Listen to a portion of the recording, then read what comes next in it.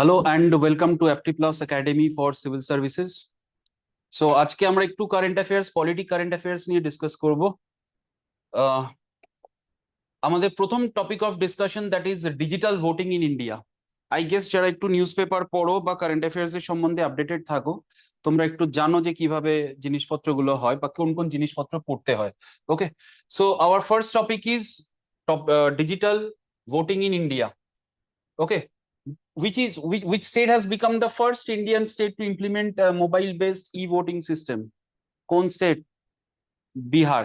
For the first time, কোনো Indian state e-voting বা electronic based voting কিন্তু চালু করলো।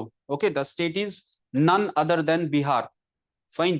আচ্ছা, বলতে পারবে এর আগে ওর আর কোনো কান্ট্রি আছে কিনা যারা ইলেকট্রনিক ভোটিং অ্যাপ্লাই করেছে? এস্টোনিয়া, এই পয়েন্ট একটু অ্যাড অন করে রাখবে।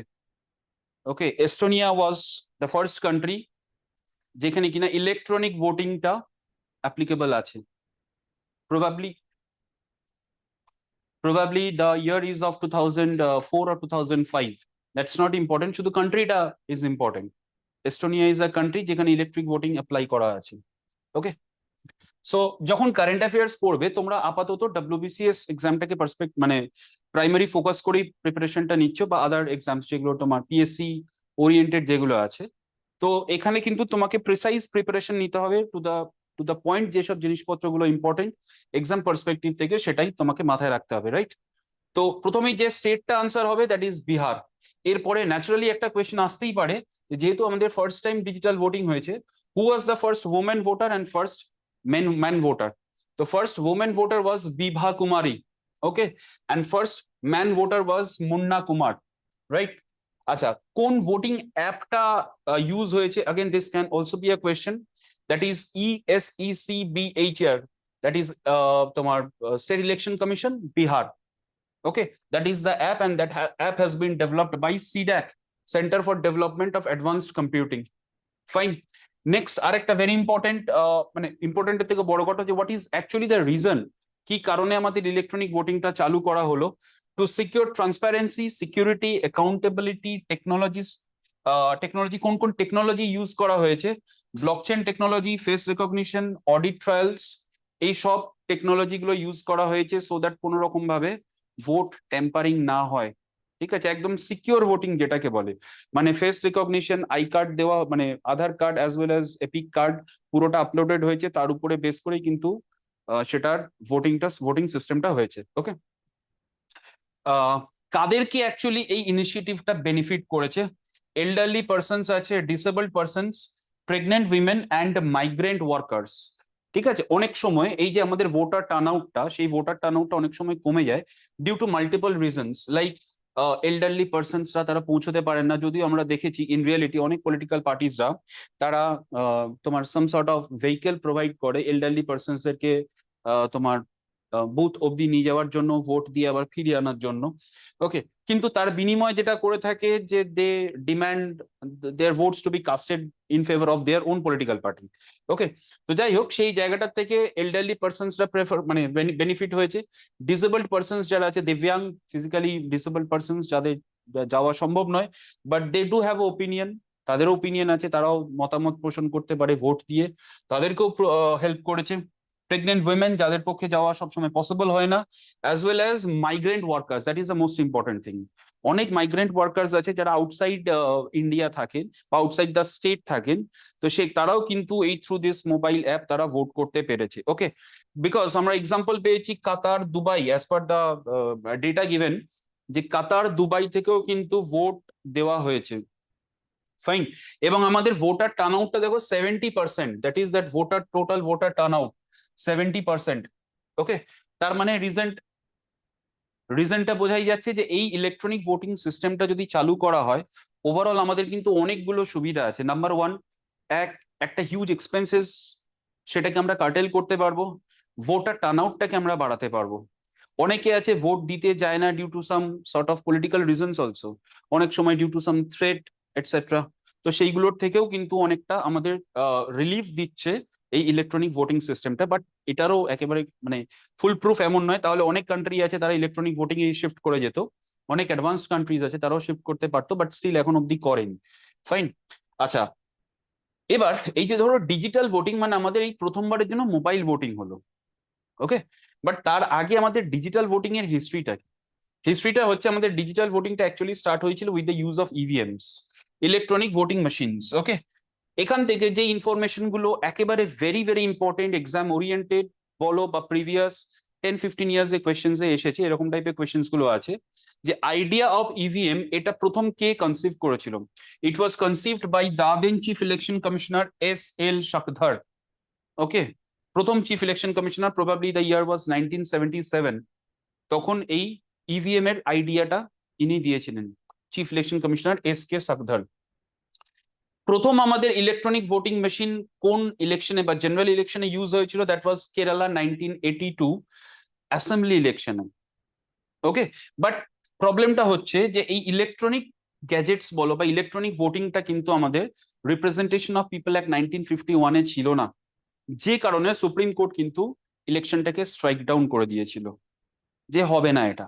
রিজন যে it is violative of RPA 1951, representation of people act 1951, okay. So finally কোর্টটা মানে the election was strike down by supreme court. Naturally এরপরে যেটা হবে 1988-এ আবার RPA কে অ্যামেন্ড করা হবে, অ্যামেন্ড করার পর তারপরে ইলেকট্রনিক ভোটিং মেশিনটা অ্যাপ্লিকেবল স্টার্ট হবে, ওকে। তো 1998-এ ইভিএম অ্যাসেম্বলি ইলেকশনে ইউজ হয়েছিল মধ্যপ্রদেশ, রাজস্থান, দিল্লি। এটা হচ্ছে অ্যাসেম্বলি ইলেকশনস এর কথা বলছি। প্রথমটা হচ্ছিল শুধু কেরালা, যেরকম ভাবে কোয়েশ্চেন্স আসবে সেরকম আনসার করবে। 2001-এ ইভিএমটা ইউজ হওয়া শুরু হয়েছে assembly constituencies of Tamil Nadu, Kerala, West Bengal, Puducherry. তো এই জায়গাটা কিন্তু অনেক সময় ওয়েস্ট বেঙ্গল ইন্টারভিউ এর কোয়েশ্চেন আসতে পারে, যে ওয়েস্ট বেঙ্গলে কখন ইভিএম চালু হয়, okay. So answer will be 2001। এবার লোকসভাতে, এগুলো কিন্তু এখন অব্দি অ্যাসেম্বলি ইলেকশনস এর কথা বলা হচ্ছে, এখনো কিন্তু লোকসভা ইলেকশনস নয়, অ্যাসেম্বলি মানে স্টেট লেজিসলেটিভ অ্যাসেম্বলি, ওকে। সো 2004 লোকসভা ইলেকশনে ইভিএমস ইউজ করা শুরু হয়েছিল অল 543 কনস্টিটিউয়েন্সিস। এটা কিন্তু অনেকবার পরীক্ষায় এসেছে যে প্রথমবারের জন্য কোন লোকসভার ইলেকশনে ইভিএম ইউজ করা হয়। Answer will be 2004 Lok Sabha election. Total 543 Lok Sabha seats আছে, টোটাল 543 লোকসভা সিটসেই কিন্তু ইভিএম ইউজ করা হয় সিন্স 2004, ওকে। নেক্সট আরেকটা দেখো, ইভিএমস এর সাথে তারপরে আবার 2010-এ পলিটিশিয়ান মানে অনেক পলিটিক্যাল পার্টিজদের ডিমান্ড হলো যে আমরা যে ইভিএম এ ভোট দিচ্ছি, তো সেখানে আমরা কাকে ভোটটা দিচ্ছি সেটা তো আমাদের কাছে কোনো প্রুফ নেই। এমনও হতে পারে টেকনোলজিক্যালি ট্যাম্পার করা হয়েছে, আমি ভোট দিচ্ছি একজনকে, চলে যাচ্ছে আরেকজনকে কাছে, যেটা এখন অব্দি ডিমান্ড করা হয়। যে কারণে দেখবি ইলেকশন কমিশন মাঝে মধ্যেই হ্যাকাথন, ওপেন হ্যাকাথন কম্পিটিশন করে, যে আমাদের ইভিএম কে যদি হ্যাক করে দেওয়া হয় তাহলে আমরা ইভিএম বন্ধ করে দেবো। এবং আমাদের ইভিএমটা এতটাই ফুল প্রুফ যে there are few countries like probably South Africa, আর একটা কোন কান্ট্রি আছে মানে আফ্রিকান কোন একটা কান্ট্রি আছে, যারা কিনা ইন্ডিয়ান ইভিএম কে হায়ার করেছে তাদের দেশের ইলেকশনের জন্য, ওকে। তো ইভিএমটা আমাদের VVPAT, VVPAT stands for, what is VVPAT? Voter verifiable paper audit trial. এই যে ইলেকশন আমরা যখন ভোট দিলাম একটা স্লিপ বেরিয়ে আসে, কিন্তু স্লিপটা নিয়ে চলে আসতে পারো না, ওটা আবার কিন্তু ঢুকে যাবে ভিতরেই, ঠিক আছে। তো তুমি কাকে ভোটটা দিচ্ছ, তুমি এক্স কে ভোট দিলে ভোটটা এক্স এর কাছেই যাচ্ছে কিনা সেটার প্রুফটা হচ্ছে voter verifiable paper audit trail, okay. তো সেই ভিভিপ্যাটটা প্রথম কোন ইলেকশনে ইউজ হয়েছিল এটাও কিন্তু অনেকবার কোয়েশ্চেনে দিয়েছে। Answer will be Noksen assembly election, Noksen by ইলেকশনের মানে একটা বাই ইলেকশন হয়েছিল নক্সেন অ্যাসেম্বলিতে, সেটা কোথায়? নাগাল্যান্ডে। কোন ইয়ারে সেটা ইউজ হয়েছিল? 2013। ভেরি ভেরি ইম্পর্টেন্ট পয়েন্ট, প্রচুরবার পরীক্ষায় এসেছে এটা, যে ভিভিপ্যাট প্রথম কোন ইলেকশন বা কোন অ্যাসেম্বলিতে হয়েছিল। Answer will be Noksen assembly, place বা স্টেট হচ্ছে নাগাল্যান্ড, কোন ইয়ার? ইয়ার ইজ 2013, ওকে। 2014-এ 8টা কনস্টিটিউয়েন্সিতে মানে 543 লোকসভা কনস্টিটিউয়েন্সির 8টা কনস্টিটিউয়েন্সিতে ভিভিপ্যাট চালু হয়েছিল। এই 2014-এ যখন চালু হয়েছিল এটা কিন্তু আমাদের ওয়েস্ট বেঙ্গলও ছিল। বলতে পারবে এই যে 2014-এ যে 8টা কনস্টিটিউয়েন্সিতে, লোকসভা কনস্টিটিউয়েন্সিতে ভিভিপ্যাট চালু হয়েছিল, তার মধ্যে ওয়েস্ট বেঙ্গলও ছিল একটা। ওয়েস্ট বেঙ্গলে কোন কনস্টিটিউয়েন্সিটা ছিল? Any idea? যাদবপুর কনস্টিটিউয়েন্সি, ঠিক আছে, এটা একটু অ্যাড অন করে রাখো। ওকে, যে in 2014 8 constituencies out of 543 in Lok Sabha, মানে লোকসভা কনস্টিটিউয়েন্সিস ভিভিপ্যাট চালু হয়েছিল। তার মধ্যে আমাদের ওয়েস্ট বেঙ্গলের যাদবপুর কনস্টিটিউয়েন্সিতে কিন্তু ভিভিপ্যাটটা প্রথম চালু হয়েছিল। ফাইন।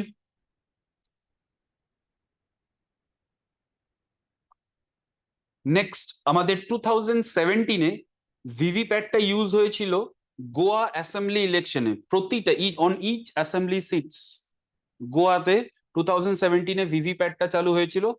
আর 2019 অনওয়ার্ডস অল 543 কনস্টিটিউয়েন্সিসই কিন্তু ভিভিপ্যাট এনেবলড ইভিএম চালু করে দেওয়া হয়েছে। ক্লিয়ার? কারো কোথাও কোনো ডাউট নেই? ইনফরমেশন গুলো আরেকবার দেখে নিতে পারো। বিহার প্রথম state, first women voter, first man voter. কোন অ্যাপটা ইউজ করা হয়েছে, ভেরি মাচ ইম্পর্টেন্ট। কারা বেনিফিশিয়ারি হয়েছে। এবার ধরো এর উপরে বেস করে তোমাদের ওপিনিয়ন বেস কিন্তু ইন্টারভিউতে কোয়েশ্চেন্সও আসতে পারে, ঠিক আছে? স্পেশালি তোমরা যারা ধরো ইঞ্জিনিয়ারিং ব্যাকগ্রাউন্ড আছো, যে how technology will help India in achieving this you can say voter inclusion. এই কনসেপ্টটা কি? এটা তো ভোটার ইনক্লুশন। কারণ অনেক সময় ভোটার মানে ভোটার টার্ন আউটটা অতটা হয় না। তো এই ভোটার টার্ন আউটটা বাড়ানো plus at the same time election কস্টটাকে কাটেল করা। কারণ আমাদের 2024-এর লোকসভা ইলেকশনের এক্সপেন্ডিচার অ্যাপ্রক্স 120 crore প্লাস হয়েছে, মানে 120,000 crore। Okay, 1000 or lakhs probably, 1000 probably। ওকে, তো ন্যাচারাল ব্যাপার, সেই জায়গাটা থেকে একটা কস্ট কাটালেরও ব্যাপার থাকবে। খুব স্মুথ ওয়েতে আমরা ভোটটা দিতে পারবো। আননেসেসারি বাজেট মানে ইলেকশন এক্সপেন্সেস হবে না। দাঙ্গা মারামারি বোমাবাজি এগুলো তো হবেই না, ঠিক আছে? বাড়িতে বসে চুপচাপ তুমি ভোট দিয়ে যাচ্ছ, নো ইস্যু উইথ ইট। ওকে, আচ্ছা চলো এরপরে আমাদের নেক্সট চলে আসছি একটা again another topic related to election commission. The topic is the 26th chief election commissioner of India. 26th। So who was the first chief election commissioner of India? বোর্ডে না দেখে বলো। The first chief election commissioner of India Sukumar Sen, ঠিক আছে? তো রিজনটা হচ্ছে, এই টপিকটা ইম্পর্টেন্ট অনেকগুলো পার্সপেক্টিভ থেকে। রিজনটা হচ্ছে এর আগেও তো ইলেকশন চিফ ইলেকশন কমিশনার হয়েছে। So why this is very important? This is important because এর আগে আমাদের যে চিফ ইলেকশন কমিশনার অ্যাপয়েন্টেড হতো, that was mainly on the basis of seniority. কোনো স্পেসিফিক গাইডলাইন্স ছিল না আমাদের ইলেকশন কমিশনার অ্যাপয়েন্টমেন্টের ক্ষেত্রে। ওকে, তো সেটা প্রেসিডেন্টই অ্যাপয়েন্ট করতেন as per the advice of the union executive, that is prime minister and his council of ministers. তো ন্যাচারাল ব্যাপার, সেখানে কোনো ট্রান্সপারেন্সি ছিল না, সেখানে কোনো রকমের কোনো you can say accountability comparatively কম ছিল in case of the appointment of the chief election commissioner as well as other election commissioner. তো আমাদের নতুন একটা অ্যাক্ট পাস করা হয়েছে, the act is chief election commissioner and election commissioner act of 2023। এই অ্যাক্টের উপর বেস করে কিন্তু আমাদের প্রথম এই ইনি চিফ ইলেকশন কমিশনার হলেন। Okay, so the first chief election commissioner appointed on the basis of this CEC and Election Commissioner Act of 2023, then answer will be Gyanesh Kumar. Previously, he is a 1988 batch IS officer appointed as the 26th chief election commissioner. Clear হয়েছে? কেন এই নিউজটা কেন important তোমাদেরকে এই জায়গাটা বুঝতে হবে। দেখো নিউজ কিন্তু প্রচুর আছে, exam oriented news, precise news, information সেটুকুই আমরা মাথায় রাখবো যেটা এক্সাম ওরিয়েন্টেড। ঠিক আছে, অনেক ইনফরমেশন পড়ে নিলাম, আলটিমেটলি কিছু মনে রাখতে পারলাম না, যেটা এক্সামে এলো সেটা বাদ দিয়ে অনেক কিছু পড়ে নিলাম, দরকার নেই। ঠিক আছে, precise preparation. So Gyanesh Kumar কাকে সাকসিড করলো এটাও কিন্তু কোয়েশ্চেনে আসতে পারে। তোমরা যদি লাস্ট 10-15 ইয়ার্স এ কারেন্ট অ্যাফেয়ার্স এ কোয়েশ্চেন্স দেখো, মানে covering almost all the exams, অনেক সময় কিন্তু এরকম ভাবে কোয়েশ্চেন করেছে যে Shri Gyanesh Kumar has been appointed as the 26th chief election commissioner, সাকসিডিং hmm? So you have to remember কাকে succeed করলো। Okay, তো succeeding Sri Rajiv Kumar, and this is very important point. This is the first chief election commissioner based on CEC and Election Commissioner Act of 2023. Okay, আচ্ছা এই যে act মানে chief election commissioner and election commissioner act of 2023, এই অ্যাক্টটা কোন অ্যাক্টকে actually replace করলো? Replace করলো হচ্ছে আর্সওয়াইল যে অ্যাক্টটা ছিল election commission Conditions of Service of Election Commissioners and Transaction of Business Act 1991। এই অ্যাক্টটাকে রিপ্লেস করলো Chief Election Commissioner and Election Commissioner Act of 2023. Fine. আচ্ছা, এই অ্যাক্টটা কি নিয়ে ডিল করে? This act will regulate the appointment, tenure and service conditions of the Chief Election Commissioner and other election commissioners. তো এরকম কিন্তু ইউপিএসসি প্রিলিমসেও অনেক সময় কোয়েশ্চেন আসতে পারে। Consider the following statement about this, মানে chief election commissioner and election commissioner act of 2023। এবার ধরো ফার্স্ট স্টেটমেন্ট দিল যে the act will regulate the appointment, tenure and service conditions. Okay, number 2 option দিল, মানে স্টেটমেন্ট দিল যে this act has replaced Election Commission Conditions of Service of Election Commissioners and Transaction of Business Act 1991. So each and every point যেগুলো কিনা পিপিটির মধ্যে আছে, each and every point is exam oriented, exam centric. Okay, precise প্রিপারেশনটা নেবে মাথায়, সেটা কি register করবে। সো এবার চলে এসো যে as per the act the chief election commissioner and the election commissioners are to be appointed by the president। এটা কিন্তু আগেও ছিল, মানে এই অ্যাক্ট আসার আগেও কিন্তু chief election commissioner and other election commissioners they were appointed by the president, but on the advice of the council of ministers headed by prime minister. মানে এক কথায় যেটাকে বলা হয় এক্সিকিউটিভ অ্যাপয়েন্টমেন্টস হতো বা এক্সিকিউটিভ রেফারেন্সে অ্যাপয়েন্টমেন্টটা হতো। বাট এই অ্যাক্টটা অ্যাকচুয়ালি চেঞ্জ কোথায় হলো, কেন হলো? কেন রিজনটা হচ্ছে অনেক পিটিশনস জমা পড়েছিল যে there is a lack of transparency in the election commission. কেন? ইলেকশন কমিশনের কাজটা কি? To conduct the general elections. Election commission কোন কোন ইলেকশন কন্ডাক্ট করায়? Lok Sabha, Rajya Sabha, state legislative assembly, state legislative council, president and vice president. Okay, তো এই যে ধরো এমন একটা কনস্টিটিউশনাল বডি যেটা কিনা উইচ ইজ মানে entrusted with conducting the elections, যেখানে কিনা গভর্নমেন্ট তৈরি হচ্ছে, তো সেখানে কে মানে কোন ব্যক্তি চিফ ইলেকশন কমিশনার হবেন, কোন ব্যক্তি ইলেকশন কমিশনার হবেন, ইটস ভেরি ইম্পর্টেন্ট। তো এমন তো হতেই পারে যে এরকম এভিডেন্স আছে যে প্রাইম মিনিস্টার তার ফেভারিট কোনো একজন ক্যান্ডিডেটকে চিফ ইলেকশন কমিশনার করেছেন বা ইলেকশন কমিশনার করেছেন, যেটা কিনা মানে which otherwise has affected the results of the election. অনেক ইলেকশনের সময় অনেক ডিসপিউটস হয়েছে যেগুলো হয়তো ওভারলুক করে গেছেন চিফ ইলেকশন কমিশনার ইচ্ছাকৃতভাবে, কারণ he is the favourite candidate of the prime minister. তো তারও একটা কুইট প্রো চলে আসবে, কুইট প্রো কো, যে আমাকে চিফ ইলেকশন কমিশনার বানিয়েছে, so definitely I will have to give something in return. ঠিক আছে, তো এই ইস্যুস গুলো কিন্তু অনেক সময় আছে। দেখবে আমাদের স্টেটের তরফ থেকে অনেক সময় এই জিনিসটা ক্লেম করা হয় যে election commission is performing as an electoral agent of the BJP, এরকম অনেক সময় কমেন্ট করা হয়েছে। তো সেই ক্ষেত্রেই কিন্তু প্রবলেমটা ক্রিয়েট হয়েছিল, পিটিশনস জমা পড়েছিল। একটা ফেমাস কেস আছে অনুপ বার্নাওয়াল কেস, ঠিক আছে, তারপরেই কিন্তু সুপ্রিম কোর্ট নড়ে চড়ে বসেছিল। এন্ড সুপ্রিম কোর্টের বক্তব্য হলো যে না, আর মানে চিফ ইলেকশন কমিশনার আর ইলেকশন কমিশনারকে আমরা এক্সিকিউটিভের হাতে ছেড়ে দেব না। সুপ্রিম কোর্টের জাজমেন্ট অনুযায়ী যেটা বলা হয়েছিল, chief election commissioner will be appointed by a committee which consist of prime minister, leader of opposition and chief justice of India. So the judiciary wanted to enter into the selection procedure of the election commission of India, but তার আগেই কিন্তু আমাদের change করা হয়ে গেছে, একটা amend করা হয়ে গেছে। অ্যাক্ট যেটা অ্যামেন্ড করা হয়েছে সেখানে চিফ জাস্টিস অফ ইন্ডিয়াকে সরিয়ে দেওয়া হয়েছে, ঠিক আছে। সেই জায়গাটা থেকে সরিয়ে দিয়ে যেটা করা হয়েছে union cabinet minister, and that too on the nomination of the prime minister। আসছে এটা একটু পরে। তো আগে যেটা ছিল normally on the advice of the prime minister and council of ministers, এখন as per the present act, okay, chief election commissioner and other election commissioners are to be appointed by the president on the recommendation of a selection committee। এখন কিন্তু একটা selection committee establish করা হয়েছে। সেই selection কমিটিতে কে থাকছেন? Prime minister as the chairperson. So এরকমও কিন্তু কোয়েশ্চেন করতে পারে যে who acts as the chairperson of the selection committee. তো answer will be prime minister as the chairperson. আর কে আছেন? Union cabinet minister, a single union cabinet minister to be nominated by the prime minister. এই CJI কে replace করে এইটাকে add করা হয়েছে, union cabinet minister to be nominated by the prime minister. Fine. আর কে থাকবেন? Leader of opposition. এবার যদি leader of opposition না থাকে, অনেক সময় হয় যে কোনো মানে আমাদের অ্যাকচুয়ালি যেটা বলা হয় যে 10% অফ দ্য টোটাল সিটস যারা পায়, ঠিক আছে, তারাই একমাত্র লিডার অফ দ্য অপোজিশন মানে অপোজিশন স্টেটাসটা পায়। এবার সামহাও ধরো অপোজিশন কোনো স্টেটাস পেল না, কোনো পলিটিক্যাল পার্টি, এরকম এভিডেন্স আমরা দেখেছি। তো সেই ক্ষেত্রে বলা হয়েছে যে in case there is no leader of opposition, the leader of the single largest party in opposition shall be deemed to be the leader of opposition. Clear?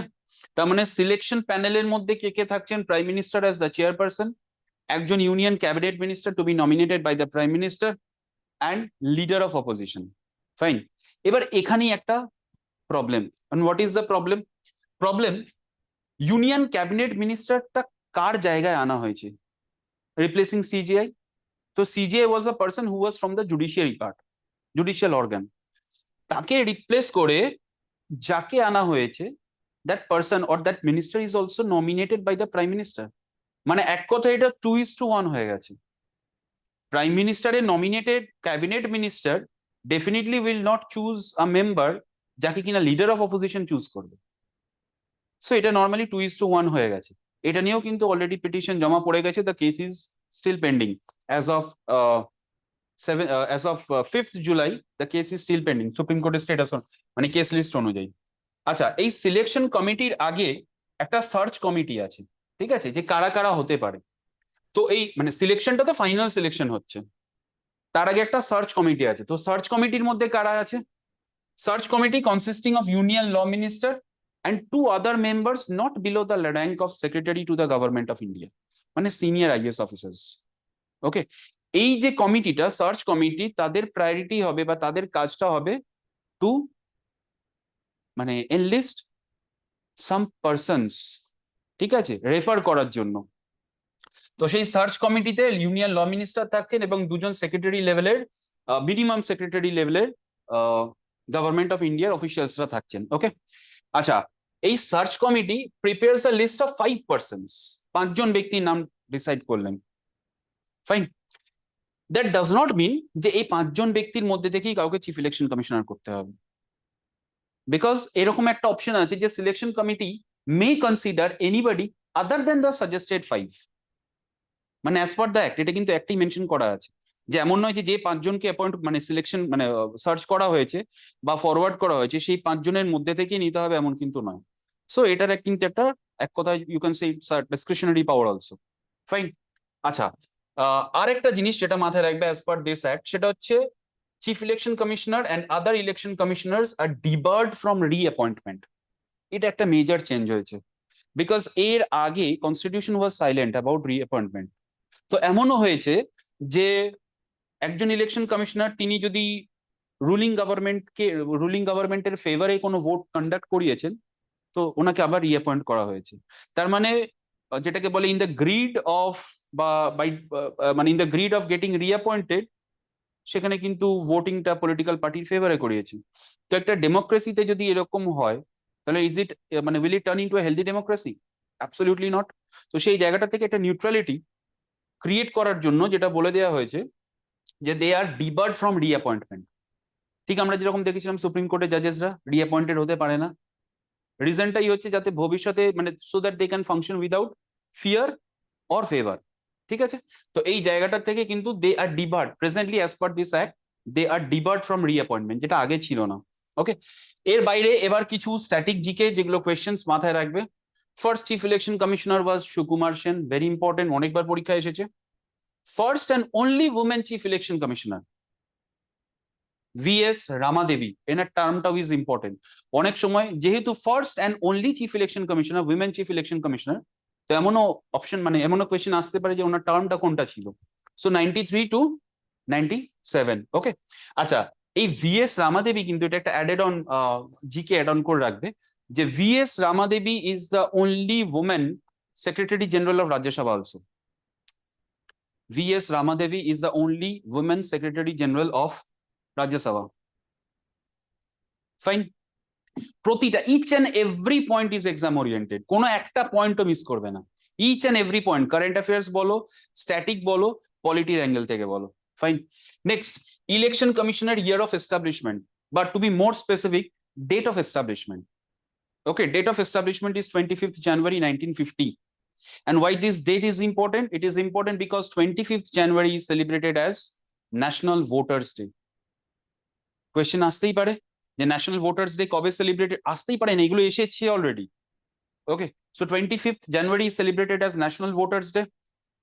কেন সেলিব্রেট করা হয়? যেরকম 9th January আমরা জানি NRI ডে, অনেক সময় ইন্টারভিউতে question করেছে কেন এনআরআই ডে সেলিব্রেট করা হয়, বিকজ 9th of জানুয়ারিতে Mahatma Gandhi arrived in India from South Africa 1915 1915 Mahatma Gandhi 9th জানুয়ারি এসেছিলেন, okay, on the call of Gopal Krishna Gokhale. তো ন্যাচারালি সেই ডেটাকে কমেমোরেট করার জন্য এনআরআই ডে বা প্রবাসী ভারতীয় দিবস হিসাবে সেলিব্রেট করা হয়। ঠিক সেরকম ভাবেই ইলেকশন কমিশনের ইয়ার অফ এস্টাবলিশমেন্ট বা to be more specific date of এস্টাবলিশমেন্টের উপরে বেস করে কিন্তু আমাদের ন্যাশনাল ভোটার্স ডে সেলিব্রেট করা হয়। ওকে, আরেকটা কারেন্ট অ্যাফেয়ার্স এ কোয়েশ্চেন আসতে পারে যে প্রথম কবে ন্যাশনাল ভোটার্স ডে সেলিব্রেট করা হয়েছিল, আনসার উইল বি 2011। 2025 এর ন্যাশনাল ভোটার্স ডে থিম কি ছিল, আগেন কারেন্ট অ্যাফেয়ার্স এর কোয়েশ্চেন। আমি এখানে যে যে পয়েন্ট গুলোকে অ্যাড অন করেছি that is purely on the basis of analysis of previous 10 to 15 years of question. এইগুলো কিন্তু এই টাইপের কোয়েশ্চেন্স দিয়েই থাকে কারেন্ট অ্যাফেয়ার্স এর মধ্যে। Okay, so theme is nothing like voting, I vote for sure. That was the theme of 2025 national voters day. Fine, আরেকটা question দেখো, একটু আগেই ক্লাসে হলো আমাদের যে ভোটিং এজটা রিডিউস করা কবে হয়েছিল, from 21 to 18, that is through 61st amendment act of 1988 which came into force in 1989. So voting age was reduced from 21 to 18. এখানে আরেকটা জিনিসও জিজ্ঞেস করে কোন প্রাইম মিনিস্টারের সময় করা হয়েছিল, answer will be Rajiv Gandhi. During the prime ministership of Rajiv Gandhi the voting age was reduced. Okay, আর রাজীব গান্ধীর সাথে আরো একটা পয়েন্ট মাথায় রাখবে, রাজীব গান্ধীর সময় আমাদের অ্যান্টি ডিফেকশন ল আনা হয়েছিল through 52nd amendment act of 1985. 10th schedule was added and anti defection law came into force. ওকে, আর কেসটার নাম, এই কেসটার ডিটেলস আমরা ক্লাসে ঢুকবো। তো কোন কেসটা associated with this appointment of this chief election commissioner and other election commissioner act, answer will be Anoop Baranwal versus union of India. Clear? So this is sufficient enough for your prelims, even for your mains. Chalo, come to the next topic, that is 50 years of emergency. Just আমরা emergency topic complete করেছি, একেবারে fresh টাটকা।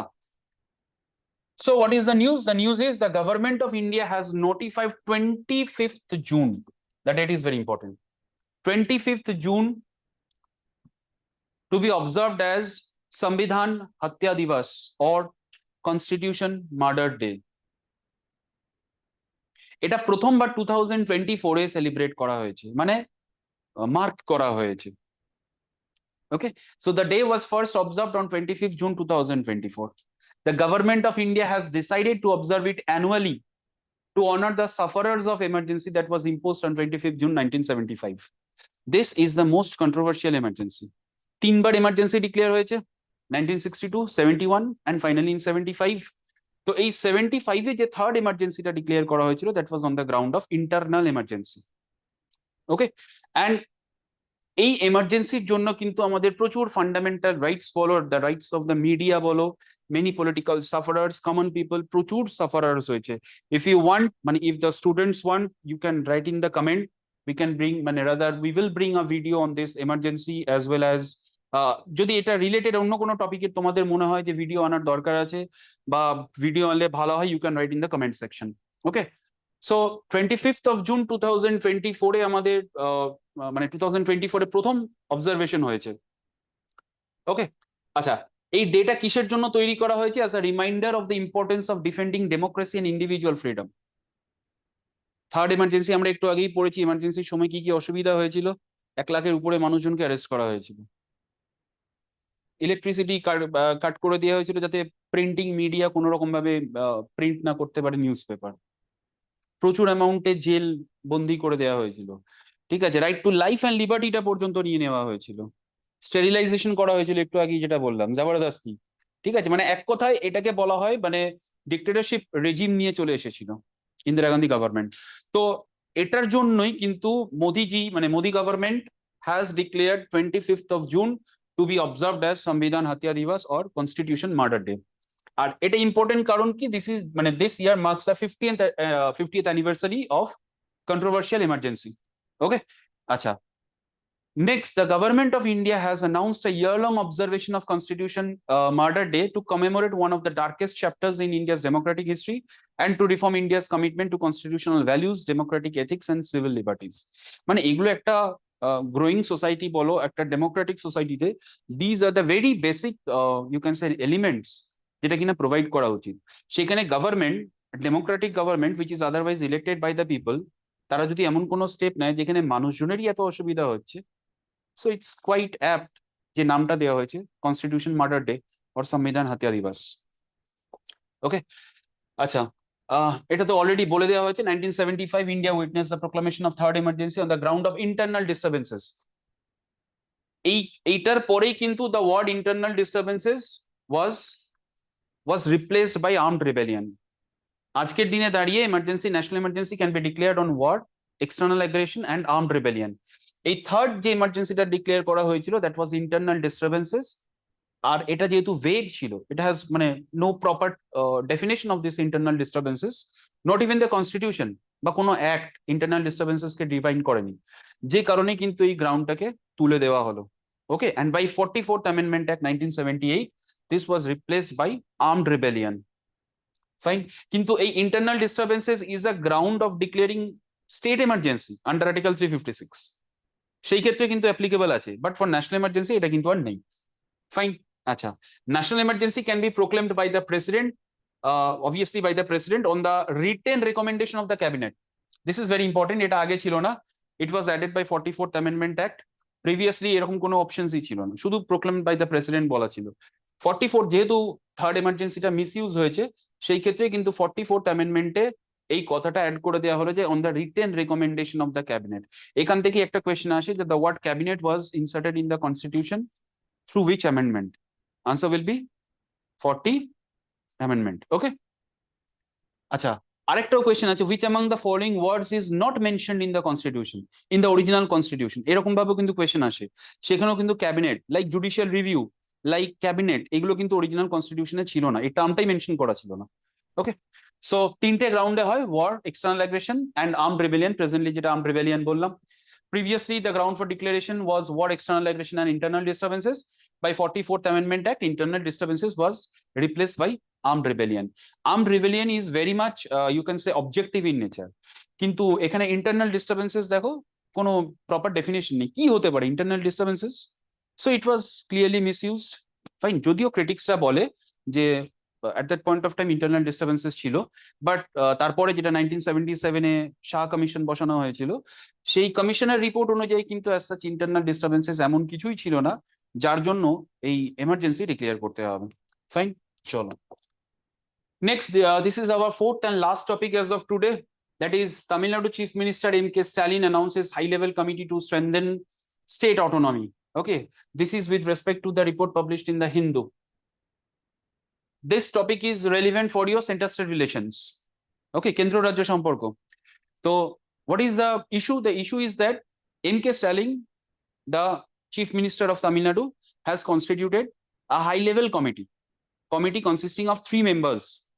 The committee is headed by Justice Kurian Joseph, former Justice Supreme Court Kurian Joseph.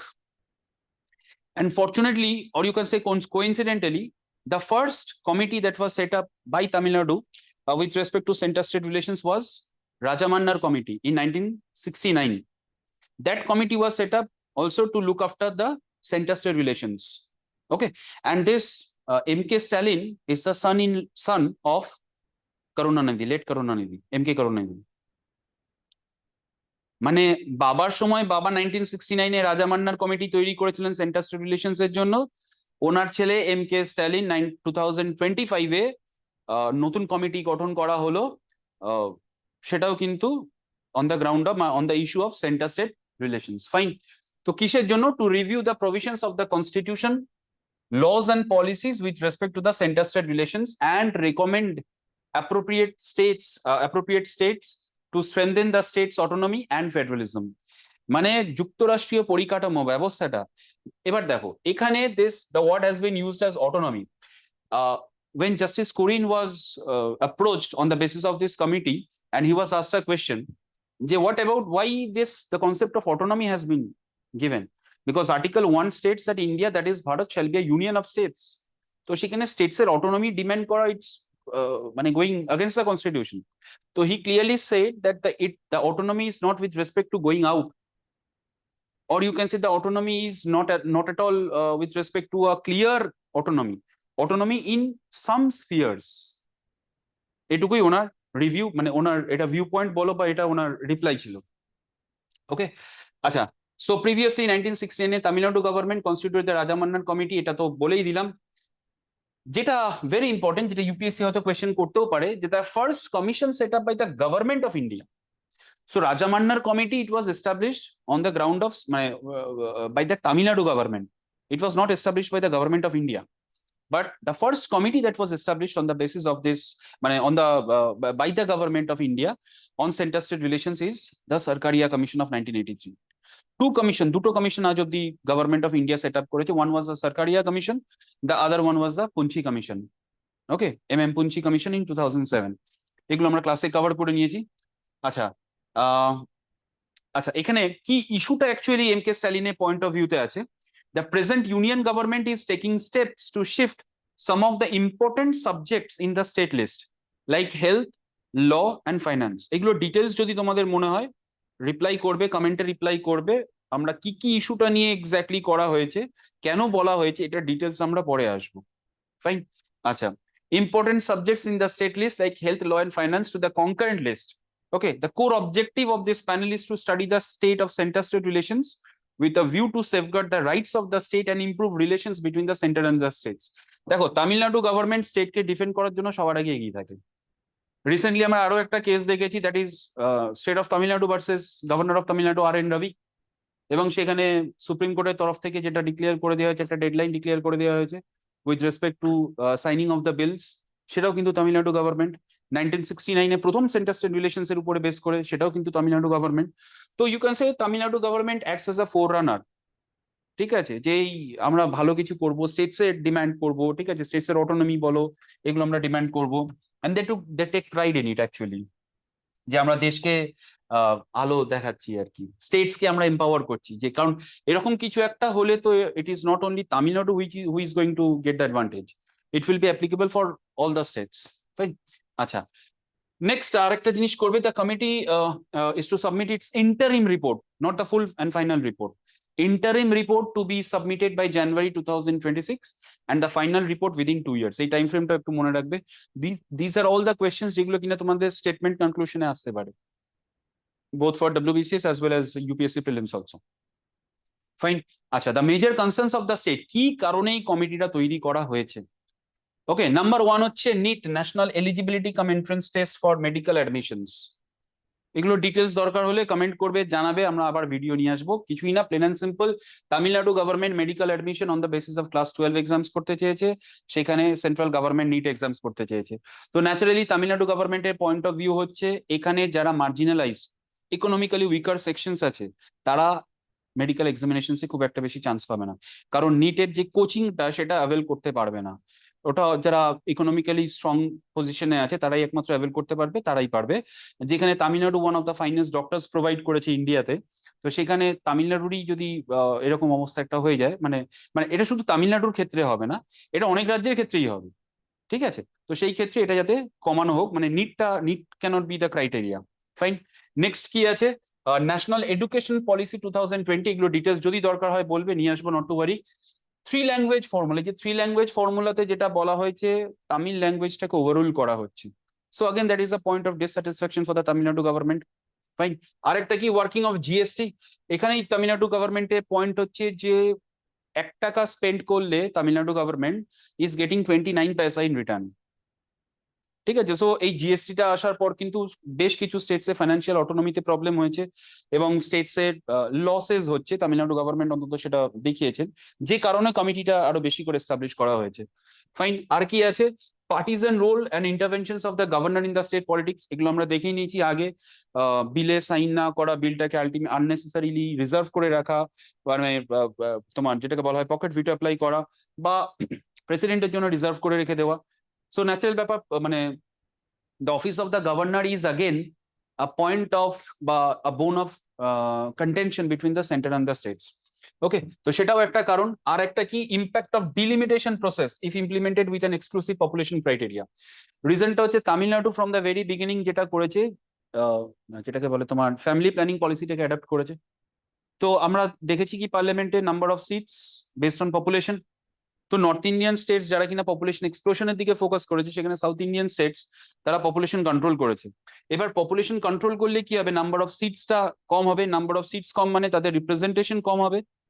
তো they are actually punished, not being rewarded, they have done something good. Family planning policy adopt করেছে, family প্ল্যানিংটাকে control করেছে, মানে পপুলেশনটাকে control করেছে, সেই জায়গায় তারা in case of reward being rewarded they are getting punished, number of seats যেহেতু কম হয়ে যাবে। তো সেইটাও একটা পয়েন্ট অফ ডিসকন্টেনমেন্ট আছে। ওকে, আচ্ছা, দুটো এক্সট্রা পয়েন্ট একটু মাথায় রাখবে যেটা কিনা তোমাদের স্ট্যাটিকের জন্য ইম্পর্টেন্ট। সেটা হচ্ছে ফার্স্ট অ্যাডমিনিস্ট্রেটিভ রিফর্মস কমিশন কোন ইয়ারে সেট আপ হয়েছিল? 1966, which was initially chaired by Morarji Desai.